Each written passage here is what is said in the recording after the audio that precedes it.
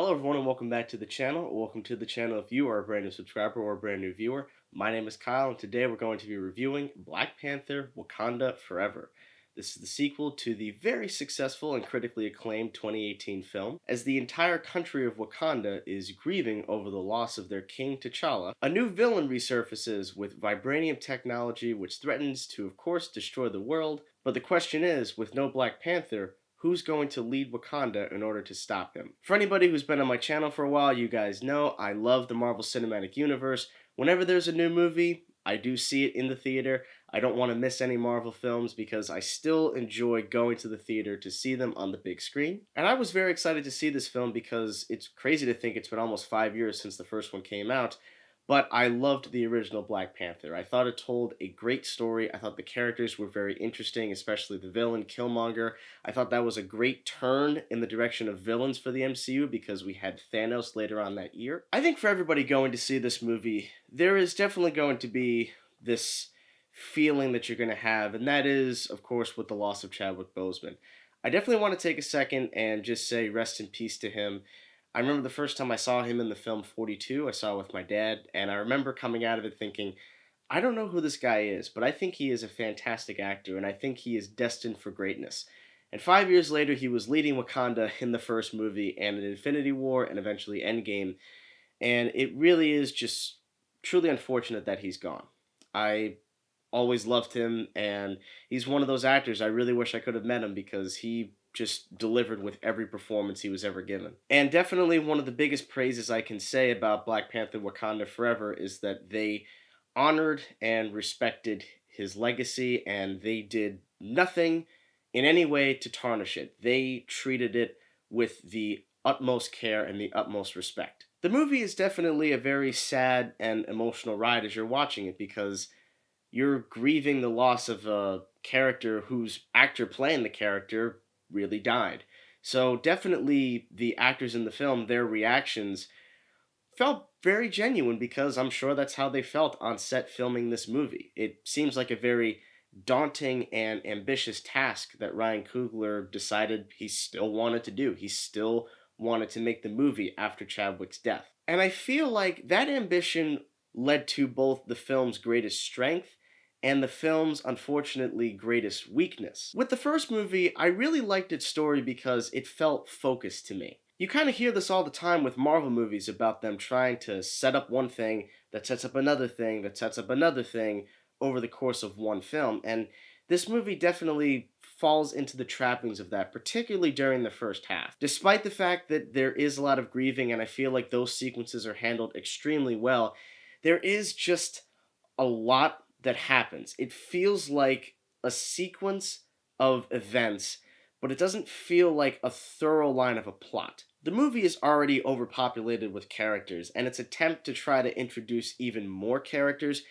definitely feels messy, and it does feel like a lot of time is devoted because we have to bring in this new character and we have to bring in that new character. I do think that it can be praiseworthy to say that for part of the movie, it was a bit unpredictable. You weren't really sure where it was going to go.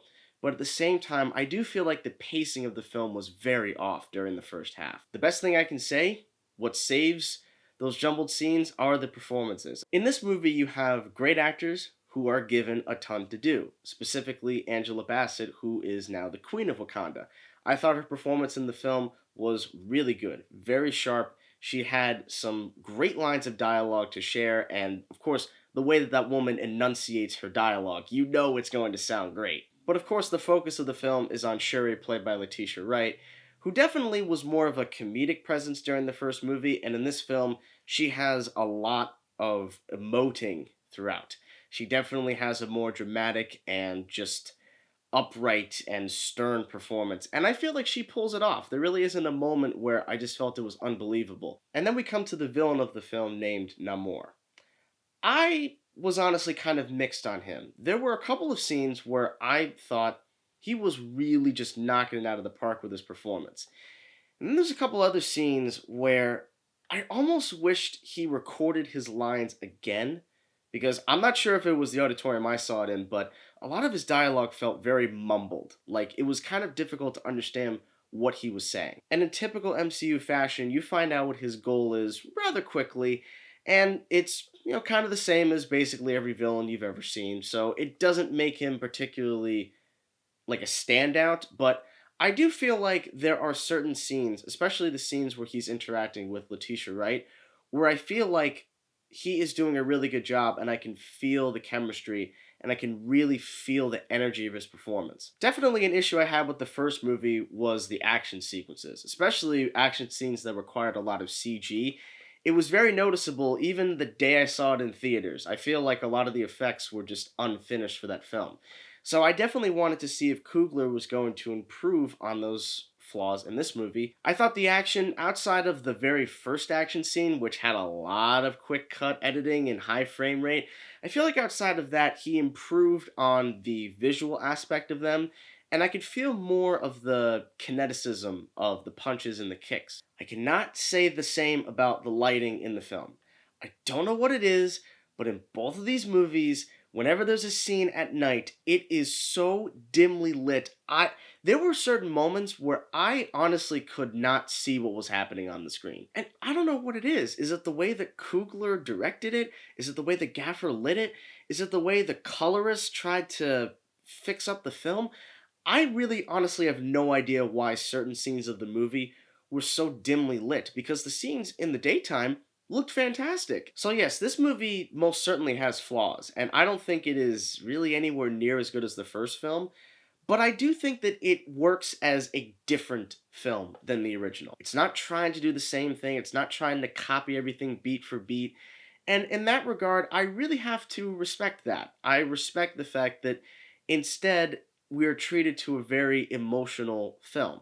I do feel like an audience that sees it will definitely be moved from beginning to especially the end. I'm not going to give any spoilers, but they really did a good job of nailing the end. I feel like the third act of the film is honestly a lot of fun, and when it gets emotional, it definitely works. So what did you guys think about Black Panther Wakanda Forever? Did you like it? Did you dislike it? How would you compare it to the first one? I would love to hear all of your comments, so please put them down in the comment section below. In the meantime, do not forget to subscribe to this channel and give this video a like.